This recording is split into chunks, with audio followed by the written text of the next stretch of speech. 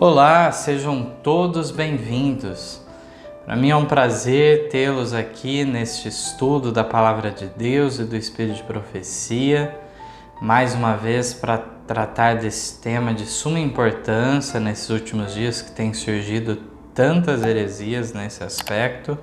Falar sobre o Deus triuno é algo essencial, de fato, termos uma visão correta do Deus a quem adoramos e a quem servimos.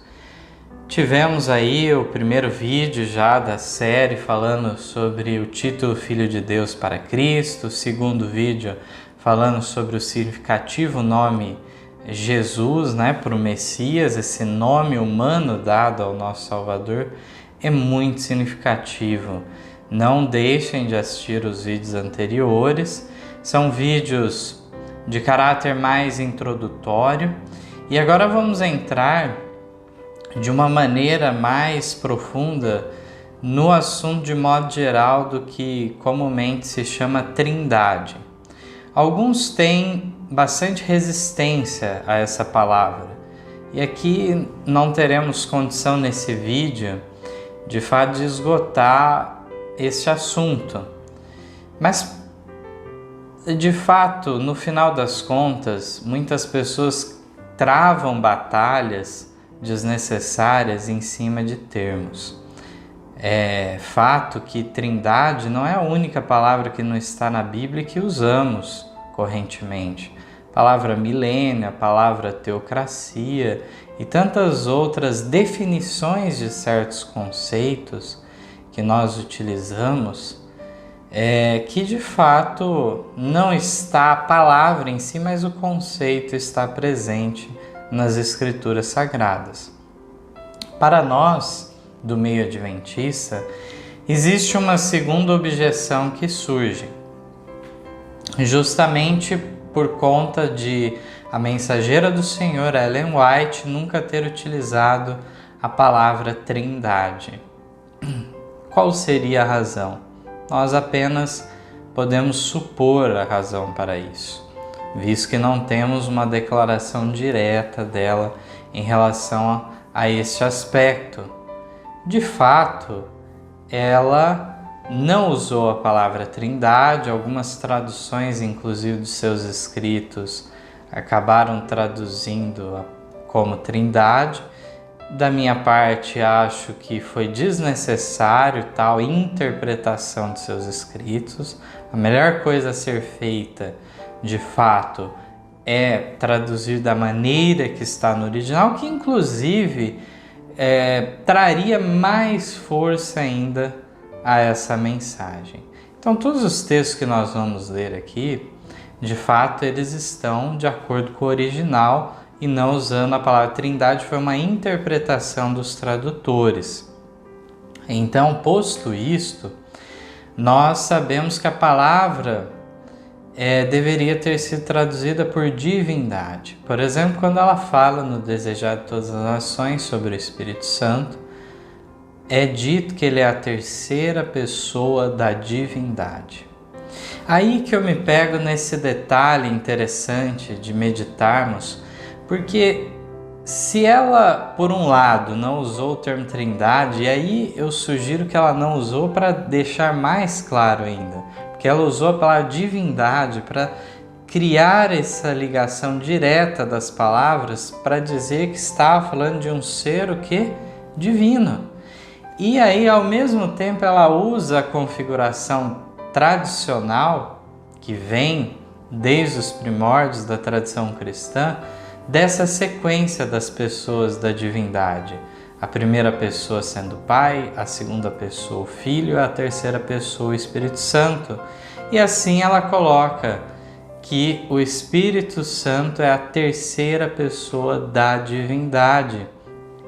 Se ela coloca dessa maneira, significa que existe uma hierarquia ou coisa do gênero entre esses seres? De maneira alguma. Essa ordenação primeiro, segundo, terceiro, simplesmente ela nos remete à fórmula batismal deixada pelo nosso Salvador, que foi nesta sequência dado os nomes, dizendo então Em nome do Pai, do Filho e do Espírito Santo. Então vamos entrar no primeiro texto e depois nós podemos até desenvolver mais esse aspecto mais adiante ao decorrer de nossos estudos e assim por diante. Como nós vimos, em nada enfraquece ela ter usado a palavra divindade, porque ela reconhece 3 pessoas distintas e que são seres divinos que formam o único Deus a quem adoramos. Por outro lado, temos também alguns textos que ela vai usar o termo, por exemplo, 3 grandes poderes ou trio celestial. Então, eu creio firmemente que a mensageira do Senhor ela se preocupou, na realidade, em deixar muito claro o que ela queria dizer com tudo isso. E o texto agora que nós vamos ler, ele lança luz sobre esse aspecto também, como nós vamos ver. O texto está na compilação de seus escritos, Evangelismo, páginas 614 e 615. E alguns têm bastante ressalvas em relação aos textos deste livro, falando que não tem uma providência dela de fato, foram adulterados, falsificados e uma série de acusações infundadas que temos visto ao decorrer do tempo.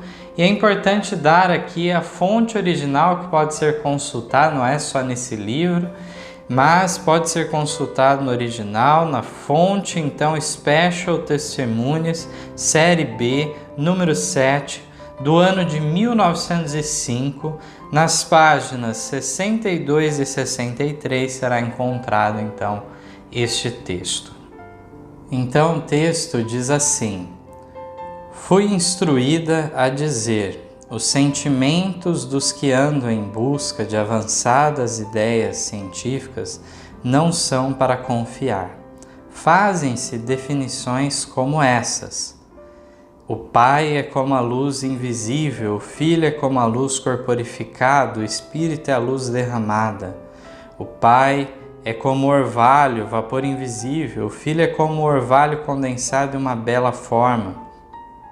O Espírito é como o orvalho caído sobre a sede da vida.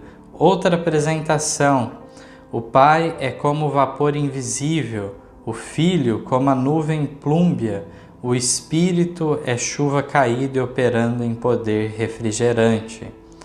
Ellen White, que fez essas declarações, descrições, não. Nós vamos ver aqui, aqueles que estiverem acompanhando, inclusive o texto na tela, que está entre aspas estas definições. Ela começa o texto dizendo que ela foi instruída por Deus para falar sobre certas ideias que são consideradas avançadas e científicas, mas que não são para confiar. E ela começa a falar dessas definições, tal como isso, como aquilo, que é basicamente a ideia de formas diferentes, manifestações diferentes da divindade, e com uma ligação muito próxima ao espiritualismo, tudo isso. Então, tudo isso, ela no parágrafo seguinte diz que todas essas definições espiritualistas são simplesmente nada, são imperfeitas, inverídicas, enfraquecem e diminuem a majestade, a que não pode ser comparada a nenhuma semelhança terrena. Deus não pode ser comparado a coisas feitas por suas mãos. Estas são meras coisas terrenas, sofrendo sobre a maldição de Deus por causa dos pecados do homem. Então ela rejeita essa definição das 3 pessoas da divindade. Muitos usam esse texto e apenas esse trecho para dizer: olha aqui está a prova que Ellen White era contra a Trindade. Olha, isso pode até ser verdade em um certo sentido. Esta definição de Trindade, ela rejeitou com certeza. Se nós não temos condição agora de entrarmos em detalhes sobre a história adventista, mas nós sabemos que naqueles anos anteriores justamente tinha surgido John Kellogg com ideias panteístas, e ele influenciou muitas pessoas por um lado espiritualista e dando certas definições sobre a divindade que enfraqueciam as verdades bíblicas. E ela estava combatendo justamente isso. Dizer que John Kellogg era um defensor da Trindade, como se diz hoje, de maneira alguma. Nós bem sabemos que o ensino dele era o panteísta. De nada tem a ver isso. Se ele se aproveitou de elementos que a Bíblia traz, assim como a Bíblia relata que o Espírito Santo, então, ele faz morada em nós. Diz então que somos templo de Deus e templo do Espírito Santo. Ambas as afirmações nós encontramos nas Escrituras. Se é assim, então ele colocou toda uma ideia da divindade interiorizada em nós e assim por diante, ideias que não eram puramente, totalmente iguais ao panteísmo e espiritualismo de muitos, mas que tinham muitos pontos de ligação, e foi denunciado por Ellen White e outros na época. Então vemos de maneira muito clara que aqui ela está falando uma falsa definição. E ao decorrer da história da teologia cristã, nós vamos encontrar de fato alguns trazendo definições que não corroboravam a ideia de que havia 3 pessoas da divindade. Ao contrário, acreditavam em uma pessoa da divindade que se manifestava de 3 formas diferentes, ou que foi sequencial. Então, primeiro se manifestou Deus da maneira como Pai, depois da maneira como Filho, depois como o Espírito Santo. Todas essas definições estão erradas e podem querer pegar carona para dizer que está defendendo a Trindade. Mas a verdadeira definição da Trindade, rejeitada por muitos, é não de um Deus e uma só pessoa da divindade se manifestando de 3 maneiras diferentes ao decorrer do tempo, assim como aqui fala do orvalho, da orvalho condensado, da chuva e assim por diante, as várias definições aqui. Não, de maneira alguma, isso não é uma definição correta. Mas nós encontramos de maneira clara a personalidade distinta de Pai, Filho e Espírito Santo. Mas vamos mais na leitura, aonde agora ela não se resumirá a denunciar a falsa definição da Trindade. Ela vai dar agora, na sequência, a verdadeira definição. Vamos ver. O Pai não pode ser definido por coisas da terra. O Pai é toda a plenitude da divindade, corporalmente invisível aos olhos mortais. O Filho é toda a plenitude da divindade manifestada. A palavra de Deus declara que ele é a expressa imagem da sua pessoa. Deus amou o mundo de tal maneira que deu o seu Filho unigênito para que todo aquele que nele crê não pereça, mas tenha a vida eterna. Aí se manifesta a personalidade do Pai.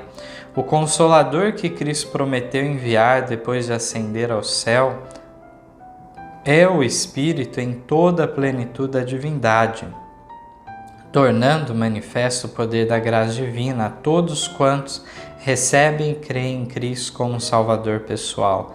Há 3 pessoas vivas, pertencentes ao trio celestial. Em nome desses 3 grandes poderes, o Pai, o Filho e o Espírito Santo, os que recebem a Cristo por fé viva são batizados, e esses poderes cooperarão com os súditos obedientes do céu em seus esforços para viver a nova vida em Cristo. Gostaria de chamar a atenção a alguns pontos aqui.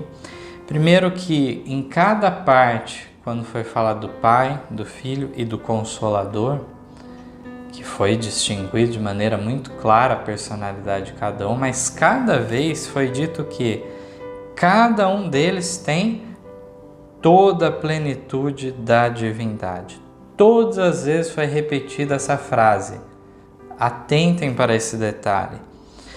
Toda a plenitude da divindade. Isso que foi dito em cada passo. E por fim, no último parágrafo, aquela referência que eu já tinha comentado, né? Sobre 3 pessoas pertencentes ao trio celestial, falou de 3 grandes poderes, falando então justamente que os que recebem a Cristo por fé viva são batizados.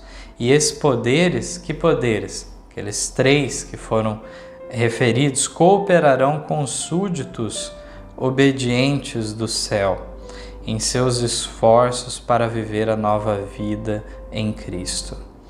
Eu fico impressionado como surge uma acusação muitas vezes de uma crença em 3 deuses, o que poderia ser chamado de um triteísmo e não um monoteísmo, né? Mas esses mesmos opositores, eles não acham nenhum problema acreditar na pessoa do Pai e do Filho. Eles se voltam contra a terceira pessoa da divindade, essa é a realidade. E aí então um biteísmo não tem problema para eles. Aí não é nenhuma contradição. Mas porque se crê em 3, aí de repente virou um problema. Por outro lado, nós bem sabemos que eles também fazem algo que com certeza é muito perigoso. Algo que podemos imaginar como que fica a situação dessa pessoa diante de Deus ao menosprezar a pessoa de Jesus Cristo, colocando ela então de maneira inferior ao Deus Pai, de maneira subordinada e uma série de coisas, como esta fosse a realidade eterna no concílio celestial dos 3. Portanto, quando nós vemos essas colocações, isso tudo se assemelha a um outro ponto. Esta definição dele se assemelha ao paganismo. Paganismo, nós temos as várias mitologias. Numa delas temos Zeus como pai e Hércules como filho. Hércules é inferior a Zeus. E aí nós encontramos na outra mitologia Odin, que é o pai de Thor. Thor é inferior a Odin. E assim por diante. Essa é a definição do paganismo, onde fala de uma multidão de deuses, como nós bem sabemos, e tem pai, tem mãe, tem tudo isso como fosse algo real de fato, não como uma figura para o nosso entendimento, como é o que a Bíblia revela, no caso do Deus verdadeiro, que encarnou, então, para vir a este mundo, mas nós encontramos uma definição destes muito semelhante ao paganismo. Essa hierarquia não existe na divindade. Ou se é Deus ou não. Não existe 2 qualidades, 2 naturezas de Deus. Isso é uma blasfêmia contra a divindade. Ou é Deus ou não. Ou é um ser eterno, criador, ou não.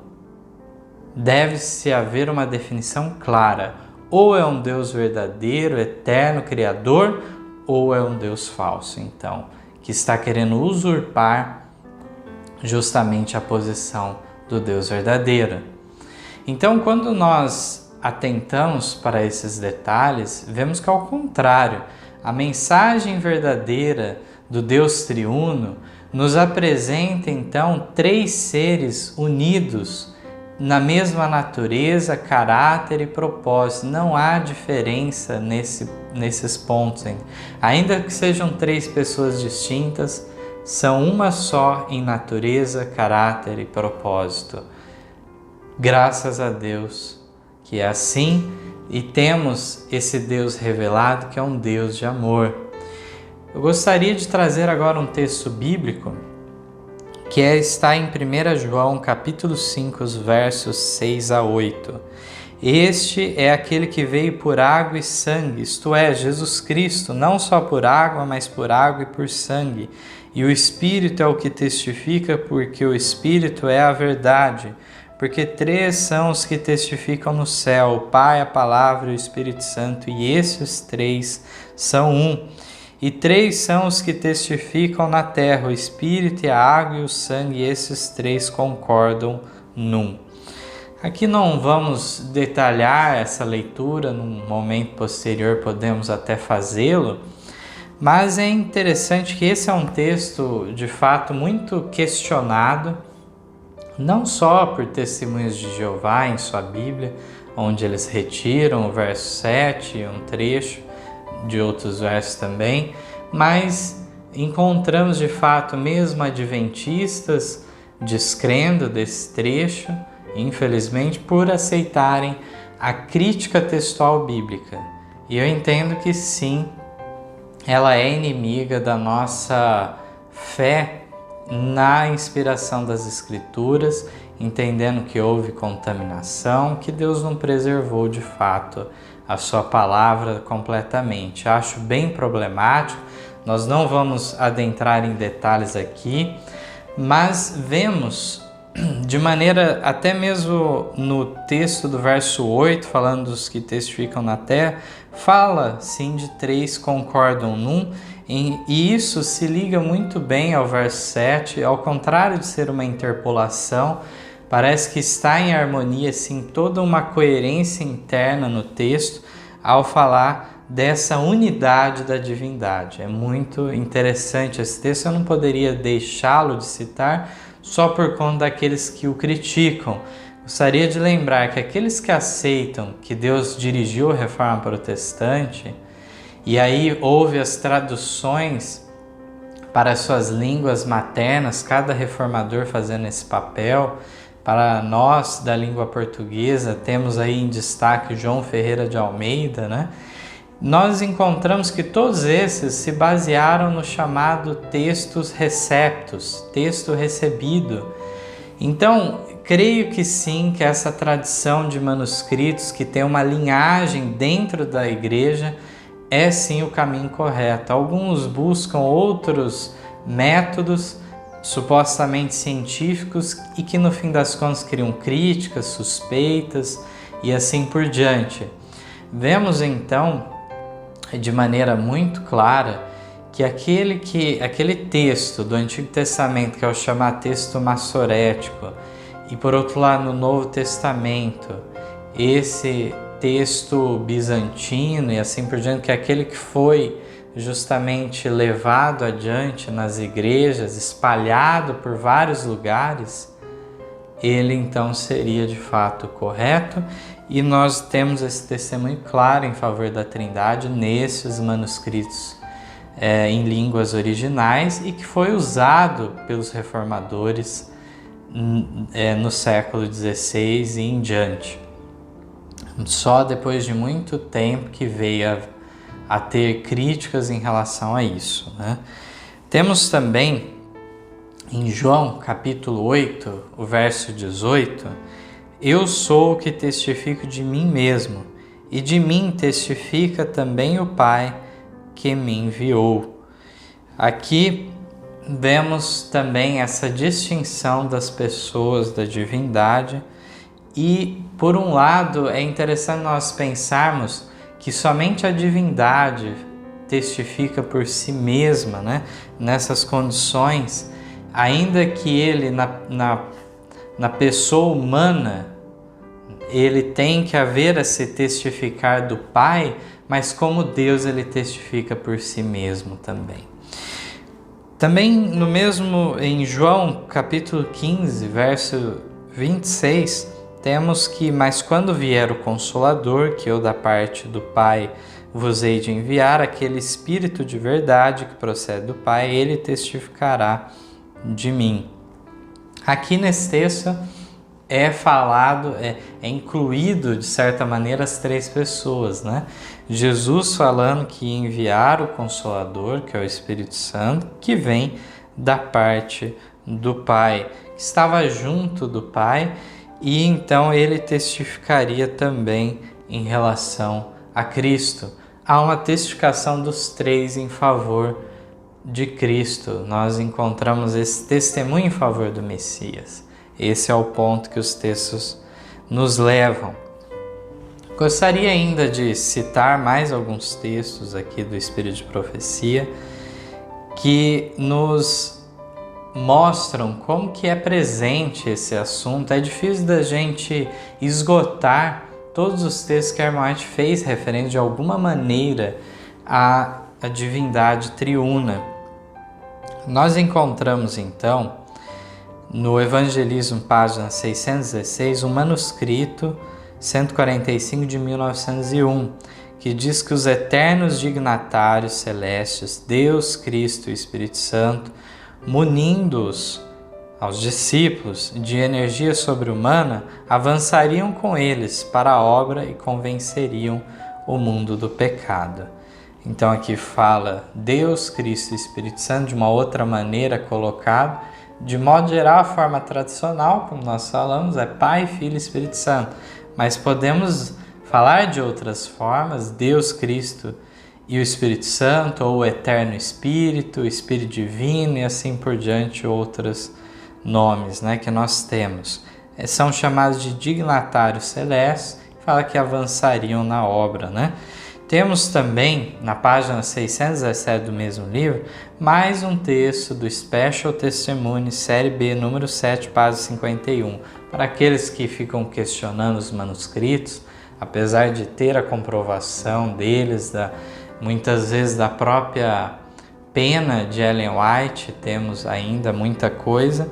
Mas aqui temos no Special Testimonies, algo que foi publicado na época dela, a seguinte definição: cumpre-nos cooperar com os três poderes mais altos no céu, o Pai, o Filho e o Espírito Santo, e esses poderes atuarão por nosso intermédio, fazendo-nos co-obreiros de Deus. Mais um texto confirmando de maneira evidente que são três pessoas.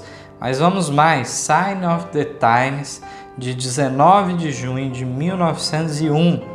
Olha que texto maravilhoso da pena inspirada.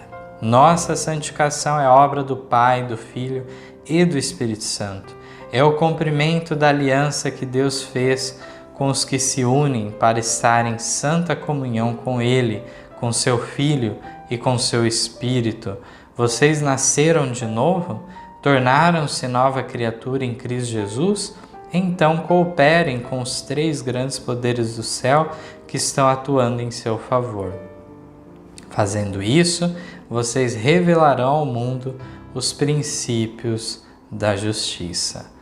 A nossa santificação não é obra somente do Espírito Santo, mas de toda a Trindade. Ela está envolvida de maneiras distintas. Nós sabemos que hoje Cristo está no santuário celestial intercedendo por nós, fazendo uma mediação entre Deus e o homem, porque Ele é tanto Deus como homem. Diante do Pai tudo isso se dá, Ele é o juiz, e temos o Espírito Santo um contato direto com o ser humano, atingindo a mente, a consciência destes.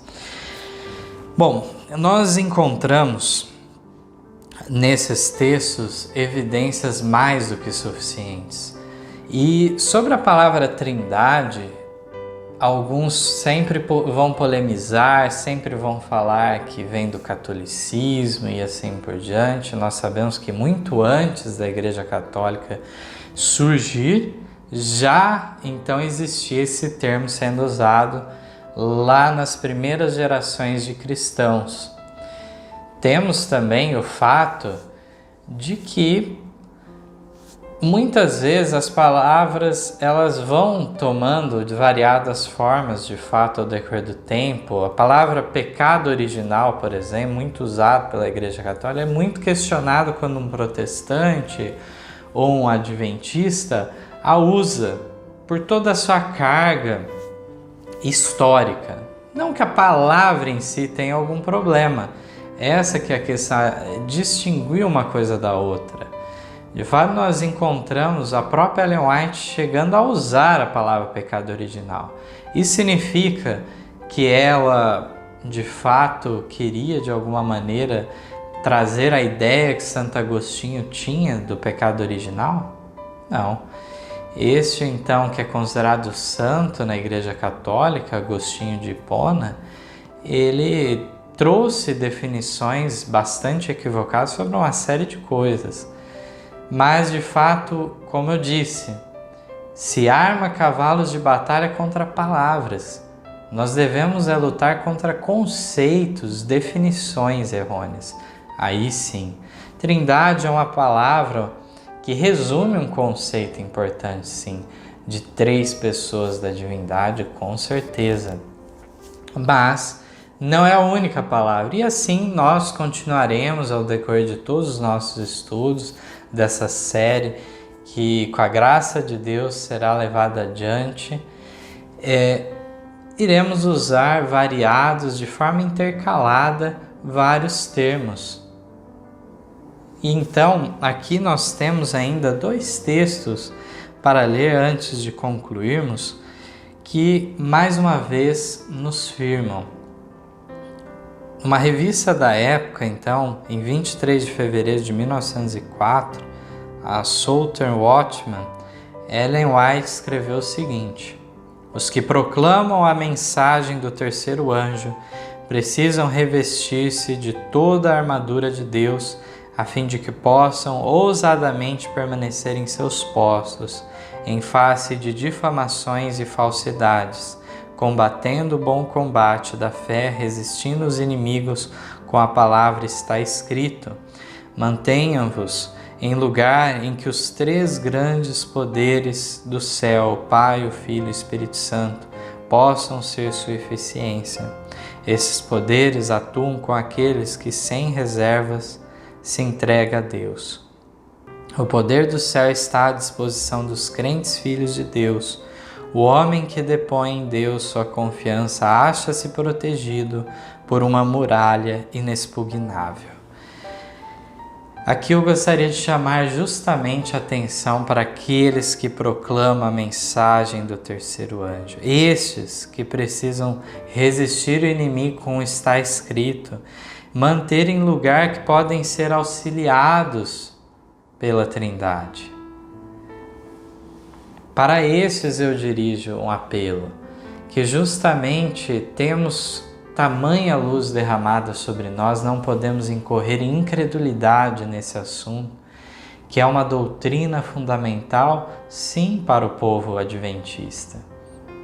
Com todo respeito àqueles que professam a fé da igreja, então, dos Testemunhos de Jeová, inclusive eles não gostam dessa palavra igreja, não vamos aqui polemizar de maneira alguma, mas com todo respeito, pessoas de fora do adventismo, como Testemunhos de Jeová e outras religiões de modo geral, ou o próprio monoteísmo estrito, uma espécie de unitarismo, né, que nós encontramos revelado no judaísmo, no islamismo. Tudo isso deve ser respeitado, estudado de maneira clara o que a Bíblia nos revela, e é um trabalho então especial a ser feito em favor destes que muitas vezes são sinceros nessas obras,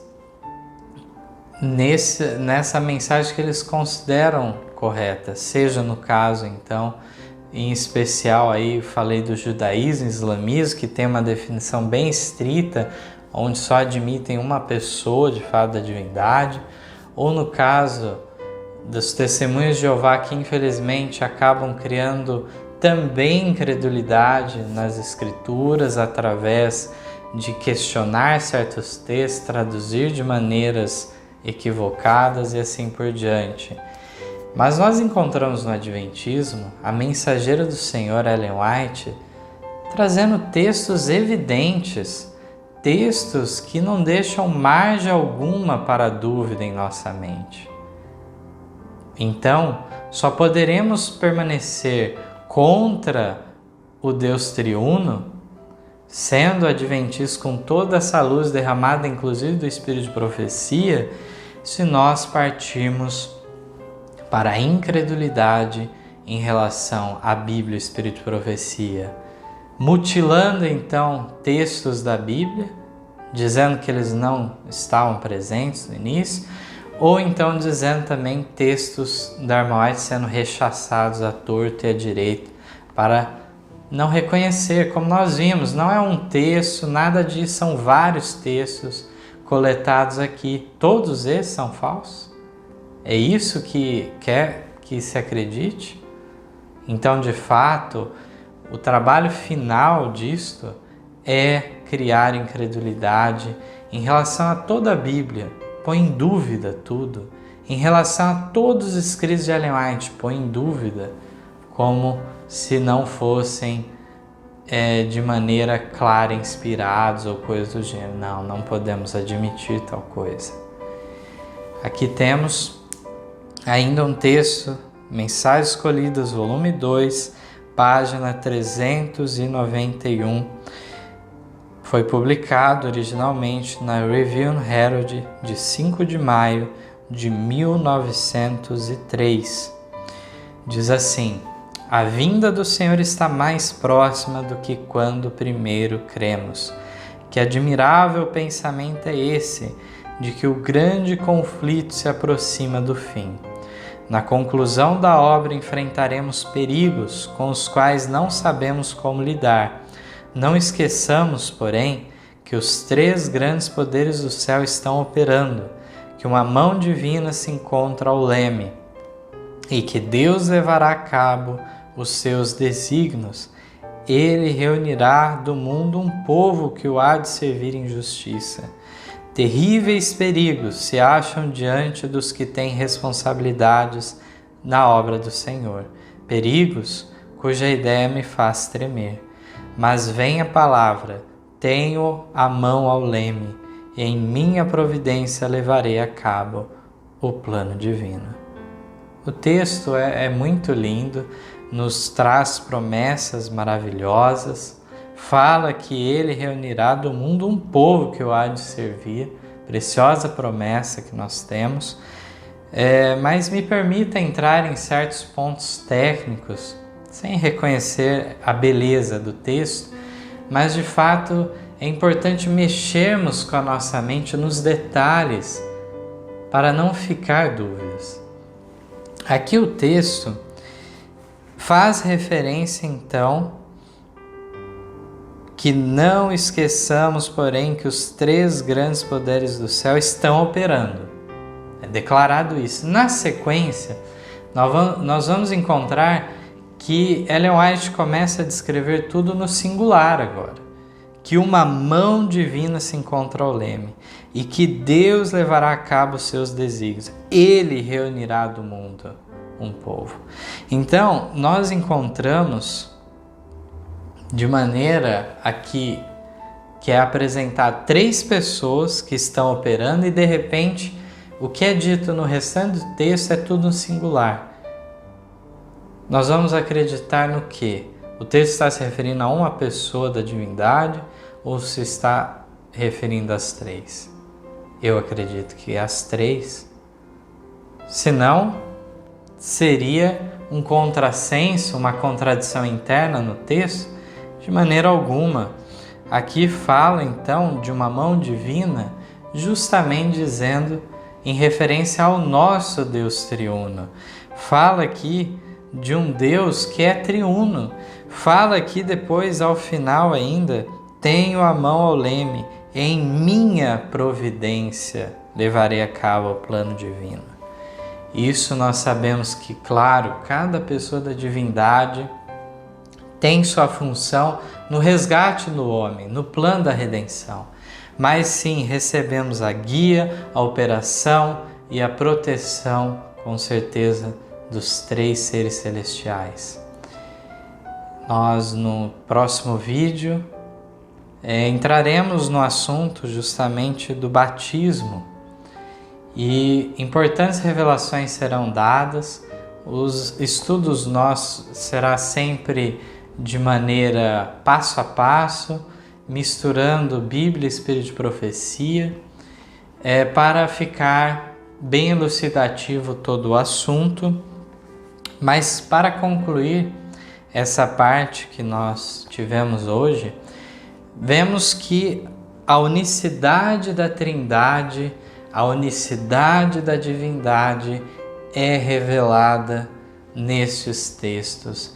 Essa ligação maravilhosa que existe entre eles, um mistério insondável. Esse Deus de amor, que internamente se inicia esse amor entre essas três pessoas e que se expressa em atos em favor de suas criaturas, que são chamadas de seus filhos. Que proximidade a divindade quis ter conosco. Isso é maravilhoso e deve comover o nosso coração, de maneira a termos sim o desejo de fazer a vontade de Deus, obedecer a sua lei por amor.